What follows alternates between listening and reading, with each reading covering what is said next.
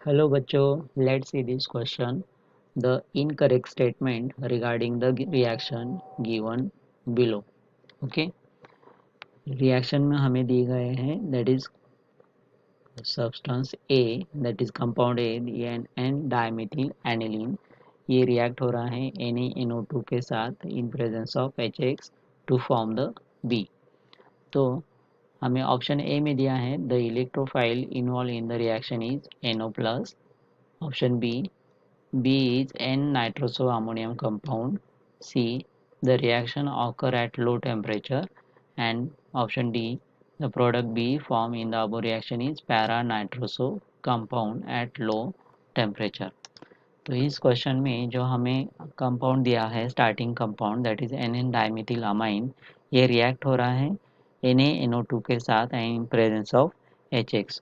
तो ये क्या है, एक इलेक्ट्रोफिलिक सब्स्टिट्यूशन रिएक्शन. तो इस क्वेश्चन के लिए हमारा की कंसेप्ट होगा, की concept that is electrophilic electrophilic substitution substitution reaction. अब सर इलेक्ट्रोफिलिक सब्स्टिट्यूशन रिएक्शन मतलब क्या, कि जब एक एटम या ग्रुप जो इलेक्ट्रॉन डेफिशिएंट होता है जिसको हम इलेक्ट्रोफाइल कहते हैं, इलेक्ट्रोफाइल ये क्या है हमारा, इलेक्ट्रॉन डेफिशिएंट है, इलेक्ट्रॉन डेफिशिएंट. तो ये एक मॉलिक्यूल में किसी दूसरे एटम या ग्रुप के साथ कंबाइन होके पैरा पोजीशन पर वो अटैच होता है, जिससे मॉलिक्यूल के स्ट्रक्चर में सब्स्टिट्यूशन होती है. ओके, तो ये रिएक्शन एरोमेटिक कंपाउंड में कॉमनली देखी जाती है, जैसे कि बेंजीन के केस में. तो हमारा इलेक्ट्रोफाइल बेंजीन के रिंग में आकर एक हाइड्रोजन एटम के साथ पैरा पोजीशन में अटैच हो जाएगा, जिसको एक नया कंपाउंड बनेगा. ओके, तो हमारे कंपाउंड में जो रिएक्शन दी गई है दैट इज दिस, ये क्या है हमारा स्टार्टिंग कंपाउंड ए, इसका नाम है NN डाइमिथिल एनिलीन. NN डाइमिथिल एनिलीन, ये क्या है हमारा कंपाउंड ए. जब ये रिएक्ट करेगा NaNO2 के साथ, NaNO2 एंड HX. अब स्टार्टिंग में हमें देखना होगा कि NaNO2 एंड HX के साथ क्या रिएक्शंस होती है.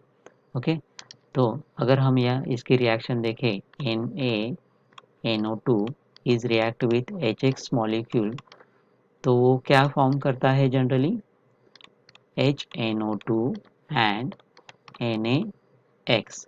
अब HNO2 मतलब क्या, कि जब ये नाइट्रस एसिड ये रिएक्ट करता है, आयोनाइज करता है, तो इसके आयोनाइजेशन प्रोसेस अगर हम देखें तो दो HNO2 के मॉलिक्यूल्स या एक दूसरे के साथ रिएक्ट होकर हमें क्या मिलेगा, NO plus plus NO2 minus and H2O molecule.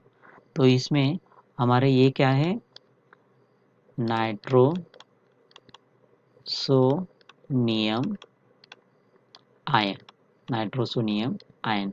मतलब यही हमारा क्या है, एक्ट एज अ इलेक्ट्रोफाइल, जो अटैक करेगा हमारे बेंजीन रिंग पे. अब नाइट्रोसोनियम आयन ये रिएक्शन जनरली करता है in a cold condition. Okay, cold condition में रिएक्शन करने के बाद अब यहाँ पे हमारा ये जो आया है कंपाउंड, यहाँ इससे हमें क्या मिलता है, NO प्लस मतलब नाइट्रोसोनियम आयन. एंड ये रिएक्शन होती है हमारी लो टेम्परेचर पे, मतलब in a cold condition. And ये क्या करता है,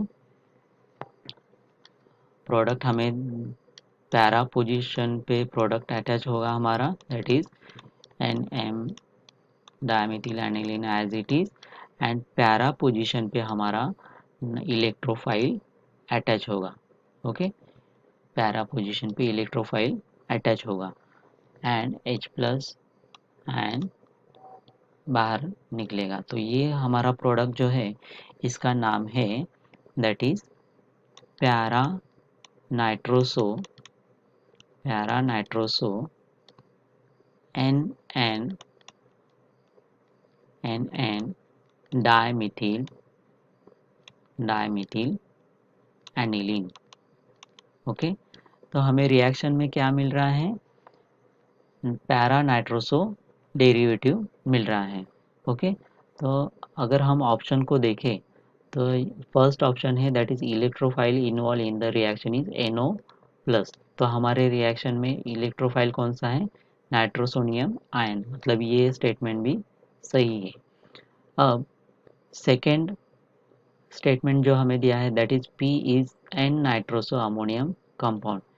यहाँ पे N नाइट्रोसो अमोनियम कंपाउंड है, लेकिन हमें क्या मिल रहा है, पैरा नाइट्रोसो अमोनियम कंपाउंड मिल रहा है, सॉरी पैरा नाइट्रोसो डेरिवेटिव मिल रहा है हमें। तो ये क्या है, N नाइट्रोसो अमोनियम कंपाउंड, ये क्या है, गलत है। थर्ड ऑप्शन में हमें दिया गया है the reaction occur at low temperature. अब लो टेम्परेचर मतलब ये रिएक्शन कोल्ड कंडीशन में हो रही है, मतलब क्या है, लो टेम्परेचर, मतलब ये भी स्टेटमेंट क्या है हमारा, सही है। एंड ऑप्शन डी में हमें दिया है द प्रोडक्ट बी, मतलब ये क्या है, हमारा product B is form in the above reaction is para nitroso compound, मतलब ये पैरा नाइट्रोसो कंपाउंड है एंड ये लो टेम्परेचर पे फॉर्म हो रहा है। तो ये भी स्टेटमेंट हमारा क्या है, सही है। तो हमें क्वेश्चन में पूछा है that is incorrect statement, incorrect statement हमारा कौन सा हुआ, option B. Okay, so our final answer is option B. I hope you understand it well. Best of luck.